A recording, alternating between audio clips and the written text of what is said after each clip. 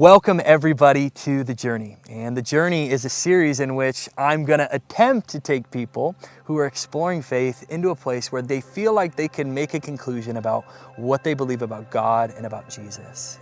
And if you're a skeptic, I want you to know this is the right place to be. If you're somebody who's got questions about God, this is the perfect place to get your questions answered. And so I hope that I can give you a sufficient answer for all of your questions. And the reality is there's a lot of great questions about God, and a lot of them that I'm not going to be able to answer, but my hope and my prayer is that I'll give you enough evidence for you to make a conclusion. Now, that word faith is interesting, right? Because if we're going to talk about faith, we have to have a working definition of what faith is. Now, faith for a lot of people is, belief in something. It's trust in something, a specific religion or a specific God. However, I want to offer kind of a deeper understanding of what faith is, because I think there is a deeper understanding of faith. Faith is how we get from evidence to the conclusions that we make, how we get from the evidence that we see to the beliefs that we have. It's how we bridge that gap. Now, there are a lot of things in life that we can't truly know, right? Especially God. God is something that we can't know for certain whether He exists or whether He doesn't, because we weren't there when the universe was created, so we don't know what happened. However, what we can do is we can look at the evidence. We can gather all the information that we have and weigh it and look at it and try to come to a conclusion about what we believe about the evidence that's in front of us. And here's what I'm going to try to do for you today is I'm going to try to help you come to a logical conclusion about whether God exists or whether He doesn't, by offering you some evidence, by offering you a look at faith. And I think what's important in this conversation is to come to a place where you make the most logical conclusion. The other day I was listening to a podcast about leading in the middle of chaos, and it was a really interesting podcast because the guy said the best practice that he had seen about leading in chaos is actually to utilize the power of story in the middle of uncertain times, because what it does is it gives people a handle to hold on to. It helps kind of stabilize them in the midst of that chaos. And what was really interesting is as I was thinking about this, I realized I did this at the very beginning of the pandemic. Back in March when the shutdowns were happening, I was really scared. I had a kind of a freak out moment. I was coming back from one of our churches, and I was headed back home to my house. I was at a rehearsal, and on my way home, I was listening to a radio show where they were telling me about all the things that were going on in society and how COVID was just gonna make its way through our population, and people were freaking out and they're grabbing things off the shelves. And so all of a sudden it stirred up some fear in me. So instead of going home, I actually went straight to the grocery store, and I filled up a cart full of things that I didn't even really need, and I put it in my car and I brought it home because I felt like I needed that security and that safety of knowing that I had groceries for my family. When I got home, my wife was a little disappointed in me, to tell you the truth, and I kind of had this breakdown moment. I told her, man, I just feel scared. I feel lost. Because what I realized is that all of these normal fixtures of life, the things that I could lean on, the things that I could count on, the things that were certain were all of a sudden gone in my world. The groceries that I normally, wouldn't even think about. All of a sudden, those aren't certain anymore. And my own health, that's not certain anymore. And even my wife's paycheck, that went away. That wasn't certain anymore. And so all these things that I thought were certain were completely gone. And I realized that the world that I was living in today was very different than the world that I was living in the day before. I felt lost. I felt scared. I felt hopeless. And so what did I do? I dove into a story. I began to read out of Exodus, and I remember reading this story out of Exodus and feeling so comforted by this story. I was reading the story of the Israelites, how they came out of Egypt and they were in the desert. And as they were in the desert, they were complaining to God because they didn't have enough food. And I'm like, man, I can relate to that. They were coming out of Egypt, and what was certain before, their food, their security, now they didn't have it because they were in this desert place and they were complaining to God. And so I felt these parallel problems to this story. And then I thought about it. I said, if they have the same problems that I have, and God is trying to teach them lessons in the midst of that problem, maybe God is trying to teach me the same lessons. So I felt these parallel lessons with the Israelites. And then I thought about the conclusion. Well, the Israelites, they were headed for the promised land. And I thought about my own faith. I thought, no matter what happens, I have a promised land.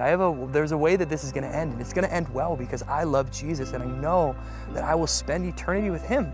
And so I had these parallel problems. There were these parallel lessons that I was learning, but there was also a parallel conclusion. And see, that brought me so much comfort because even though I felt lost in the world, I could find myself in the middle of this story. I knew where I was and I could hold on to it. And see, that's what faith is. Faith is looking at the chaos of life, looking at the uncertainty of life, because there's a lot of uncertainty in life. And it's taking this grand narrative, this grand story of what the world is all about and who God is, and taking that story and superimposing it upon our lives so that we can find ourselves within that story even though we're dealing with chaos. That's what faith is. Faith is helping us make sense of the world. Faith is so powerful because what faith can do is it can bring some explanation to the chaos that you're feeling. Faith is so powerful because it can bring some purpose and some meaning in the midst of a life that feels meaningless. And faith is really powerful because what it can do is it can actually bring you hope in the middle of hopelessness. It can show you a happy ending when life looks like a tragedy. I just want to take a step back really quick because I think it could be very easy for us to look at that explanation of faith and just be like, wow, this guy's trying to make up a story to help his life make sense and have some meaning and have some purpose. Well, I got to tell you, faith definitely does that for me. Faith brings purpose and joy and meaning into my life, and that's really important, but that's not why I believe. I believe because I think that there is compelling evidence, and I never want to lead anybody into a faith that's blind. I never want blind belief. I want faith that springs from compelling evidence. Now, it's important for us right now to level the playing field because I think there's this perspective out there that there are people of faith and then there are not people of faith. But the reality is we all have faith, right? Christians or religious people, they are commonly called people of faith, but atheists are just called atheists. They don't have the faith word that's attached to them. But Tim Keller, he says it like this. He says, faith is how we answer the big questions of life. Now, what are the big questions of life? Does God exist? Why are we here? Is there a certain way in which we should live our lives? Those are the big questions of life. And we all have answers to those questions. We all have to, at some point, come to the conclusion of whether God exists or not, and we all have answers for those questions. And even those of us who don't know, that is our answer. That's the faith that we have. So we all have faith. I mean, the reality is Christians have faith, right? Christians have this faith that God exists, and atheists have faith that God doesn't exist. They look at the evidence and they have to take a leap of faith and come to the conclusion because none of us were there. And really, it is a leap of faith because if Christians are wrong, there are consequences. And if atheists are wrong, there are consequences to that too. And so your worldview, the way in which you live your life, it really is a leap of faith. Every single one of us has a leap of faith that we take. We have conclusions that we make that have consequences.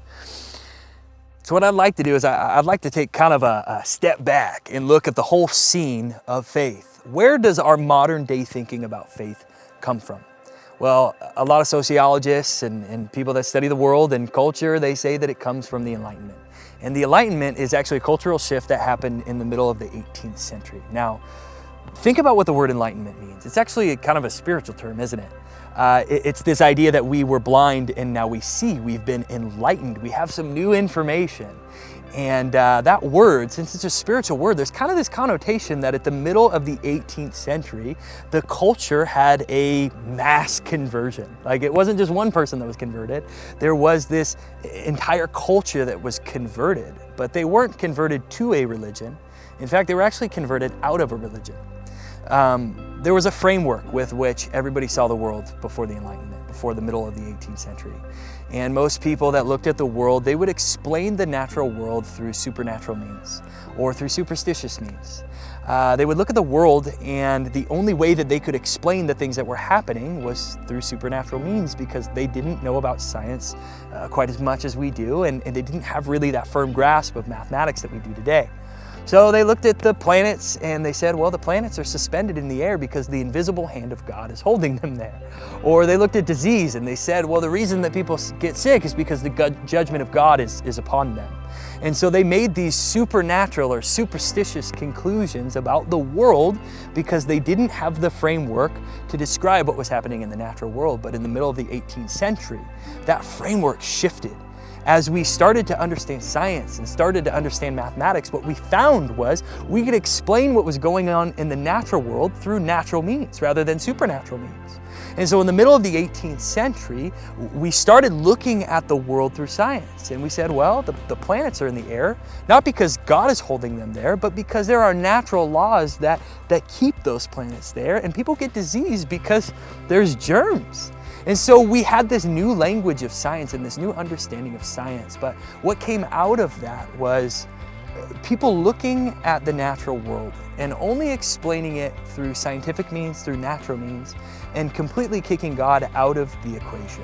So the dominant mentality that came out of the Enlightenment was this belief that we were beyond religion, that we had been converted out of a religious worldview, and that if God existed, and even if God created the world, we don't need Him because we've conquered the natural world through science and through mathematics. We understand it now, so we don't need God to explain it.